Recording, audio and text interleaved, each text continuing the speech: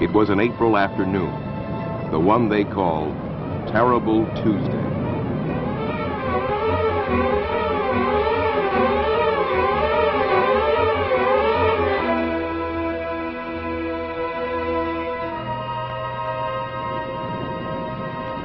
We'd had tornado warnings all afternoon, and we were headed to the mall, and we just did not think that a tornado was going to hit where we were. Mona Partham and her husband were caught in the open by the tornado and survived, but just barely. They abandoned their car near a church and tried to cling to a tree. I remember spinning around the tree, and the next thing I know, we were sitting up on the curb. A gentleman at a pickup passed us, and I happened to raise my hand up. And he stopped, and he and another gentleman from the ravine helped us into the pickup, took us to the hospital, where they amputated my right leg below the knee. A couple of weeks later, I was flown to a Dallas hospital, where they amputated my left leg above the knee. James Montgomery was luckier. I got up to speeds of 70 to 75 miles an hour in my station wagon, and as I crested the hill, I realized that the tornado was still immediately behind me, and I was not gaining any distance at all. Realizing that I could not outrun it, I started looking for some type of protection, either the culvert, or about that time I thought of the wedge shape up underneath the overpass as a possible source of protection. We ran to the paved area underneath the overpass and started running up toward the wedge, and by that time the wind was so strong that I just spread eagle on the concrete to create the lowest profile. I immediately looked out from under the overpass and saw the National Guard Armory completely disintegrate. And when the winds finally subsided, all the cars that had pulled in and parked under the overpass had been blown and were stacked up on one another. And I started looking for my automobile, and I found it a quarter of a mile down the expressway in this condition.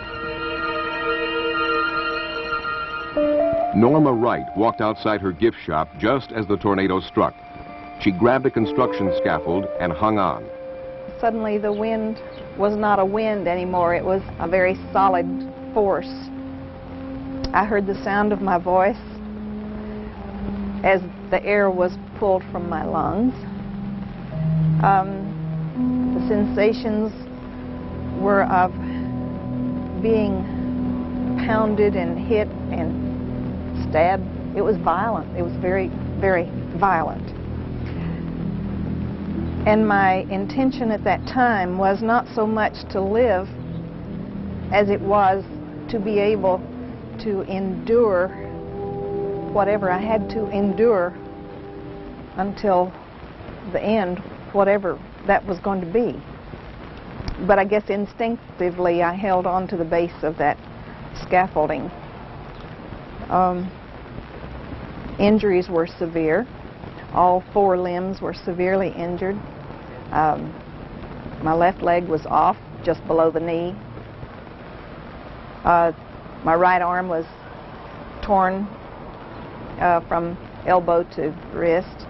My left arm was broken, and my right leg was both broken in several places and lacerated to the bone from knee to ankle. Isla Benson and 6 other employees of her bank rode out the tornado in the bank's reinforced steel and concrete vault. This was the bank. They had sounded the tornado sirens that afternoon, but we really didn't pay any attention to them till I made a call home to my son, and he said, "Mom, there is a bad storm coming, so please take cover." So 7 of us employees went into the vault, and we knelt on the floor, and we could hear this roaring sound. And then all of a sudden we just felt like we was going to explode, and our ears needed popping. So we stayed there for a while till everything got quiet, and then we got up and we looked out, and we just couldn't believe what we saw, because there the cars that were in the parking lot were now in the bank's lobby, and there was no bank left.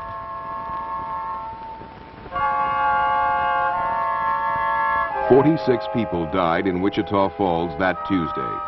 It was a very small number considering the path, a 1.5 miles wide, that the tornado cut through the town. Yet many died unnecessarily. About half were killed because they tried to escape in cars and trucks, one of the very worst things they could have done.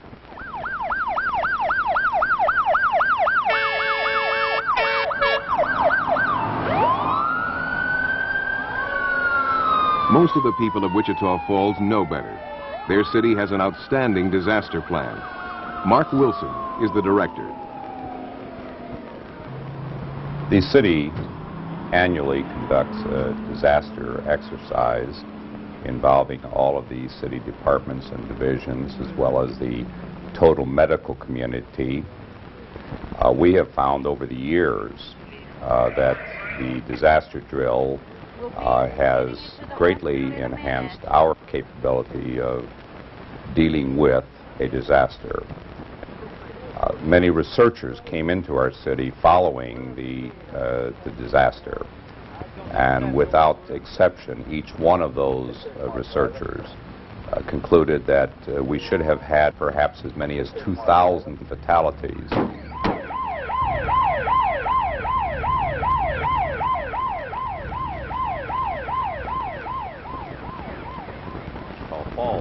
Mark Wilson reviews the city's plan with other members of his team.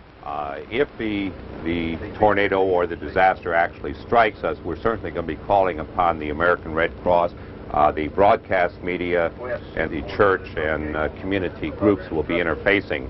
Once we've exhausted all of those resources that are available to us locally, at that time and only at that time will we then go to the State Division of Emergency Management and call upon state for their resources.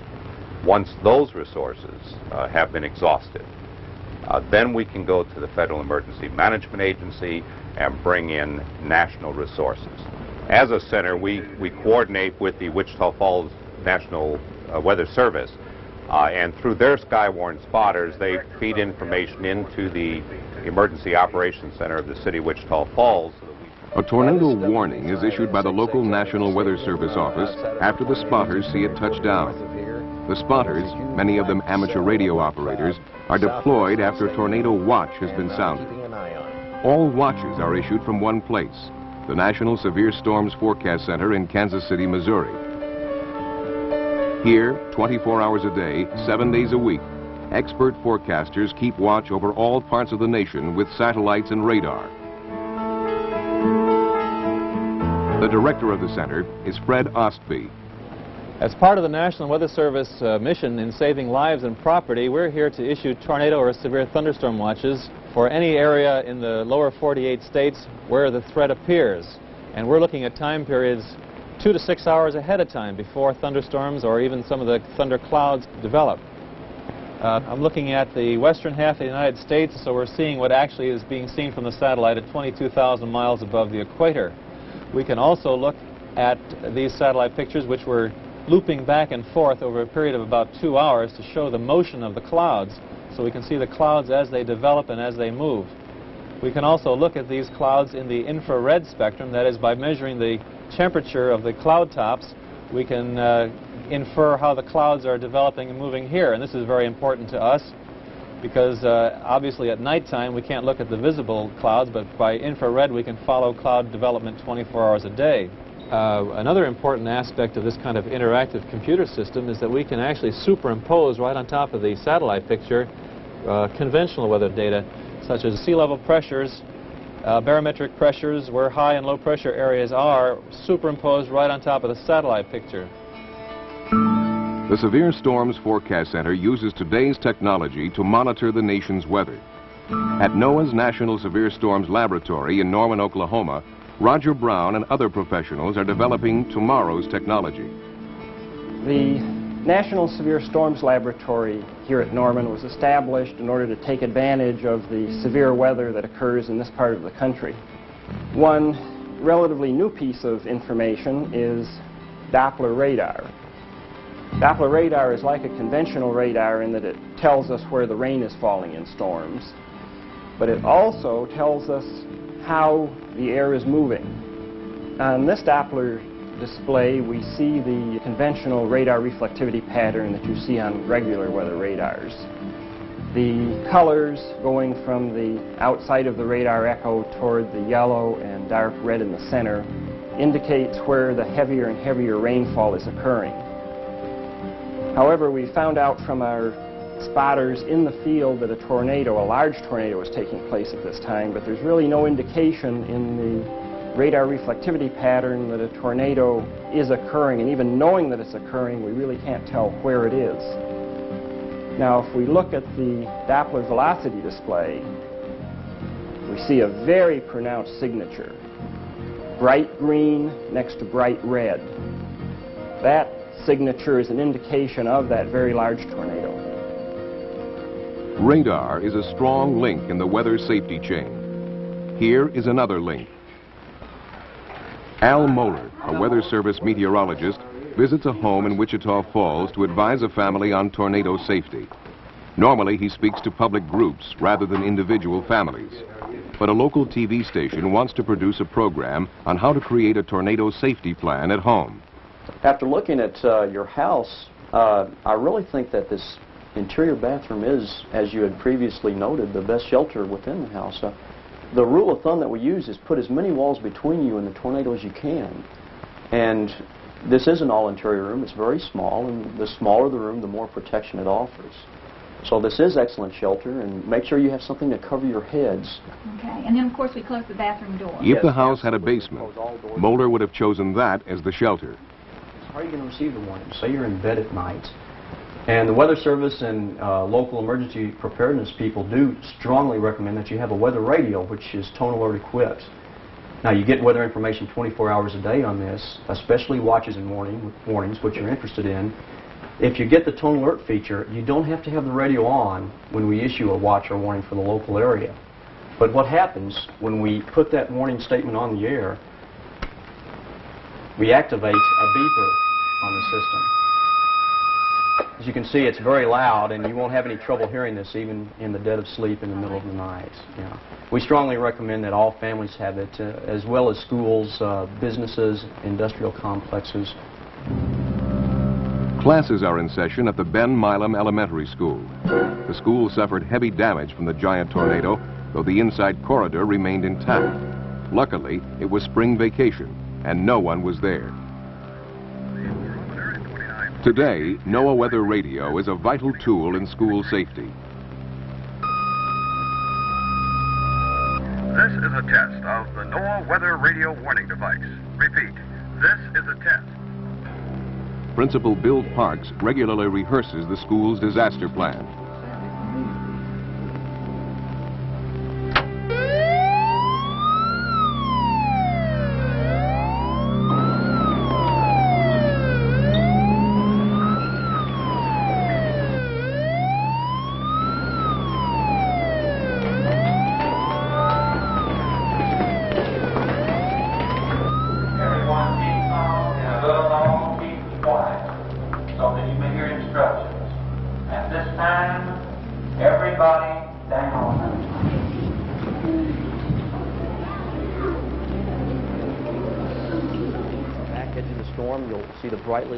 If another tornado visits Wichita Falls, a tornado warning will activate the school's disaster plan.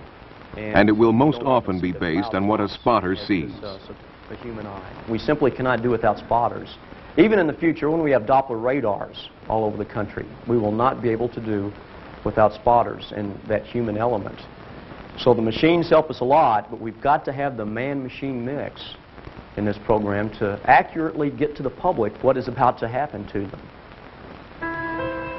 This is WB5SXX out at the station. The man who first spotted the Tuesday tornado was Glenn Watley.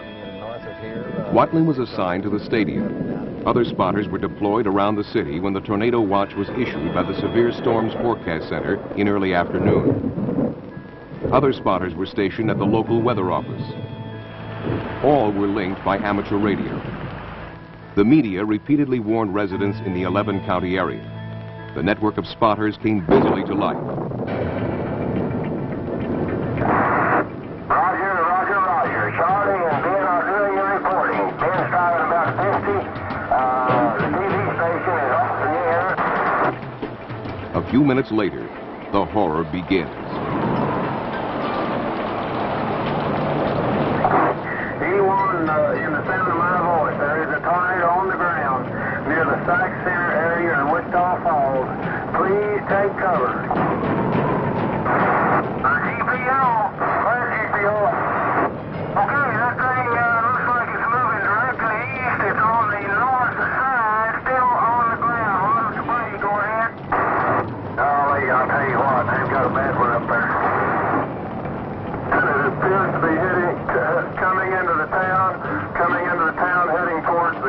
freeway. I'm a little bit out in front of it, but I'm far enough away where I think I can zip out if I have to. I'll try to stay as close as possible. What direction and where's the location, please? Cypress and 369. Okay, Cypress and 369. It is heading along Southwest Parkway. Is that Roger? That's Roger. How wide is it? 35. I'd say about 10 city blocks wide. It's a big one, Vic.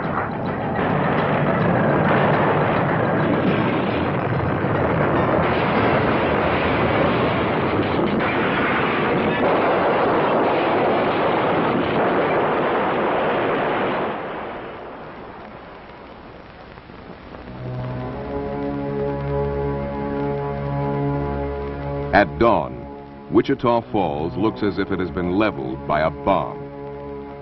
46 are dead. 1,700 are injured. 5,000 homes have been demolished, and many of the 25,000 who occupied them are homeless. The American Red Cross and other voluntary groups are on the scene with nursing care, clothing, and shelter. Wichita Falls quickly exhausts its own and the state's resources, and the Federal Emergency Management Agency steps in. 1,400 trailers are brought in to provide temporary housing. The city has to stencil street names on curbs. With familiar landmarks gone, many residents can't find their neighborhoods. Rebuilding begins immediately. With it comes an awakening sense of humor.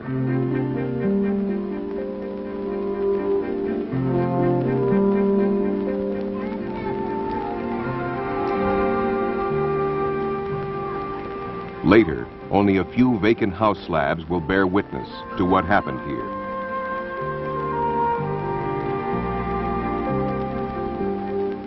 But Wichita Falls hasn't forgotten.